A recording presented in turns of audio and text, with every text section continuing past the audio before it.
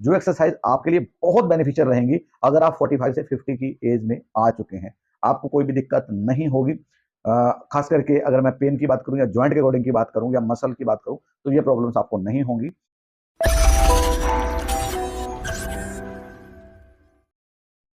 नमस्कार दोस्तों, आप सभी का स्वागत है हमारे YouTube चैनल पर। दोस्तों मैं हूं doctor Karmveer Dahiya, neuro and ortho physiotherapist. दोस्तों आज हम एक टॉपिक पे बात करने जा रहे हैं। मोस्टली क्या होता है कि जब आदमी की एज 45 प्लस क्रॉस कर जाती है तो बहुत सारी छोटी छोटी दिक्कतें आनी शुरू हो जाती हैं और आदमी को लगने लग जाता है कि मैं बुढ़ापा मेरे शरीर के अंदर आना शुरू हो गया है। या आदमी को 45 से 50 के आसपास ये लगता है कि थोड़ा टांगों में दर्द होना, थोड़ा घुटनों में दर्द होना, कभी बाजू में दर्द हो रहा है, कभी आपके कंधे में दर्द हो रहा है। तो ये सारी दिक्कतें छोटी छोटी आ रही हैं और आदमी को लगता है कि यार ये तो एज होने के मेरे को एक संकेत मिल रहे हैं। मेरे को लग रहा है कि जैसे मेरी एज बढ़ रही है या फिर मैं एज होता जा रहा हूँ।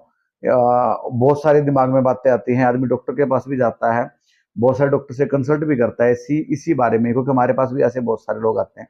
तो दोस्तों मैं यहाँ पे आपको दो तीन चीजें बताने जा रहा हूँ कि अगर आप 45 क्रॉस कर चुके हैं तो आपको ये चीजें करनी चाहिए ताकि आप आगे स्वस्थ रहें, आपको दिक्कत कोई ना हो। सबसे पहली बात है कि आप अच्छी डाइट लें और डाइट में से तला हुआ फास्ट फूड बिल्कुल खत्म कर दें। क्योंकि एक एज है जब तक आपके शरीर के जो ऑर्गन हैं वो बहुत अच्छा काम करते हैं और वो सारी चीजें पचा भी लेते हैं। लेकिन यहाँ पे एक चीज और भी है कि अगर आप 45 से 50 के आसपास आते हैं तो आपको ये चीजें जो फास्ट फूड है या तला हुआ है ये बंद कर देना चाहिए। क्योंकि इस टाइम आप जितना पौष्टिक लेंगे आहार, जितना भी है आपकी डाइट के अंदर, आप हरी सब्जियां, पत्तेदार सब्जियां, फल, ये चीजें ऐड करेंगे, वो चीजें आपको न्यूट्रिशन देंगी, विटामिन मिनरल देंगी जो आपके शरीर के लिए बहुत बेनिफिशियल रहेंगी। क्योंकि मैं यहाँ पे एक चीज और बता दूं आपको कि यहाँ पर जो खाने का जो मैटर है इस एज के अंदर आगे वो बहुत मायने रखता है। उसके साथ साथ दोस्तों सेकंड में आपने क्या करना है कि मैं एक सलाह सबको दूंगा कि आप विटामिन विटामिन D3 लेना शुरू कर दें। विटामिन D3 सर्दियों में है तो आप धूप में बैठे हैं अच्छा, क्योंकि धूप में विटामिन डी आपको मिलेगा बहुत अच्छा। अगर सर्दियां नहीं है, गर्मियों में है, तो गर्मियों में धूप में नहीं बैठा जाएगा आपसे, तो उसमें आप गर्मियों के अंदर आप विटामिन D3 की मेडिसिन आती हैं, वो किसी भी कंपनी की आप ले सकते हैं।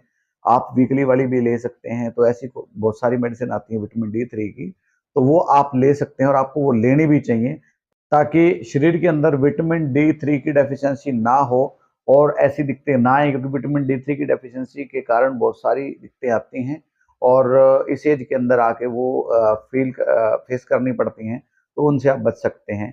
तीसरा, आपको विटामिन सी की भरपूर मात्रा में आपको चीज़ें खानी चाहिए। विटामिन सी की अगर मैं बात करूं तो जितनी भी चीज़ें हैं, ये जैसे नींबू है या फिर संतरा है, ये चीज़ें आप लें जिससे आपको विटामिन सी मिले और जो शरीर के अंदर रहे पौष्टिक ये चीज़ें, और शरीर के अंदर इनकी डेफिशिएंसी ना हो ताकि शरीर के अंदर कोई प्रॉब्लम ना हो। उसके साथ साथ कुछ एक्सरसाइज मैं आपको बताने जा रहा हूँ जो रेगुलर एक्सरसाइज आप करेंगे और आपको ये दिक्कत नहीं आएगी। दोस्तों चैनल पे नए हैं प्लीज सब्सक्राइब जरूर करें। और मैं भी बताने जा रहा हूँ आपको एक्सरसाइज। फर्स्ट एक्सरसाइज में आपने क्या करना है, फर्स्ट एक्सरसाइज में आपने एंकल की मूवमेंट करनी है। आपने सिर्फ बैठे बैठे ऐसे करते रहना है, हाथ आप पीछे लगा लेंगे, एंकल की ये मूवमेंट करते रहेंगे। इस मूवमेंट को आप 2 से 3 मिनट करें और 2 से 3 मिनट करने के बाद इस आप मूवमेंट को छोड़ दें। उसके बाद आपने क्या करना है,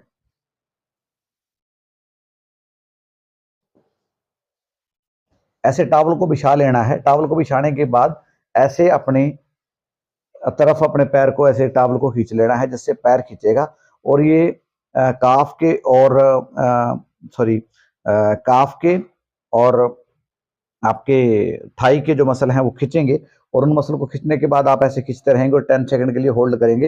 होल्ड करने के बाद आप इसको छोड़ देंगे। उसके बाद सेम दूसरी टांग के लिए करेंगे और 10 सेकंड होल्ड करने के बाद आप इसे छोड़ देंगे। उसके बाद आपने क्या एक्सरसाइज करनी है, उसके बाद आप ऐसे लेट जाएंगे।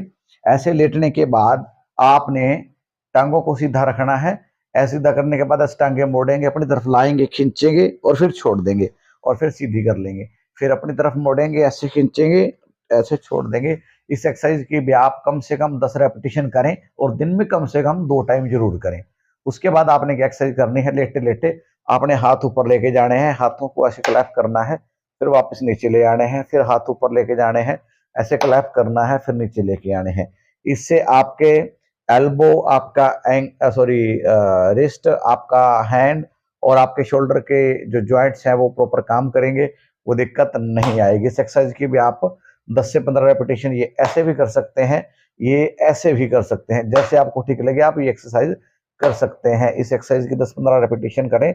उसके बाद आपने 4th नंबर पे क्या एक्सरसाइज करनी है, आपने दोनों टांगे मोड़ लेनी है। दोनों टांगे मोड़ने के बाद आपने कमर को उठाना है, फिर नीचे छोड़ देना है, फिर नीचे दबाना है, कमर उठा ऐसे पेट को उठाने की कोशिश करनी है, या फिर आपकी जो कमर की हड्डी है उसको ऊपर उठाने की कोशिश करनी है, फिर छोड़ देना है, फिर ऐसे कमर उठानी है, फिर नीचे छोड़ देनी है, फिर उठानी है, फिर नीचे छोड़ देनी है। इस एक्सरसाइज की भी आप कम से कम 10 से 15 रेपिटेशन करेंगे। उसके बाद नेक्स्ट एक्सरसाइज में आपने क्या करना है, आपने अपनी एक टांग को अपनी तरफ खींच लेना है, 10 सेकंड के लिए होल्ड कर देना है, फिर छोड़ देना है।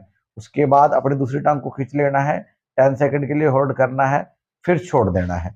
तो दोस्तों ये सारी एक्सरसाइज आप करें जरूर, जो एक्सरसाइज आपके लिए बहुत बेनिफिशियल रहेंगी अगर आप 45 से 50 की एज में आ चुके हैं। आपको कोई भी दिक्कत नहीं होगी। खास करके अगर मैं पेन की बात करूं या जॉइंट के अकॉर्डिंग की बात करूं या मसल की बात करूं तो ये प्रॉब्लम्स आपको नहीं होंगी, या अगर हो हैं तो आप उनसे रिलीफ पा सकते हैं। तो दोस्तों हमारी वीडियो आपको कैसी लग रही है प्लीज कमेंट करके जरूर बताएं। और दोस्तों अगर चैनल पे नए हैं तो चैनल को सब्सक्राइब जरूर करें, बेल आइकन दबाएं। मिलते हैं अगली वीडियो में, तब तक के लिए नमस्कार।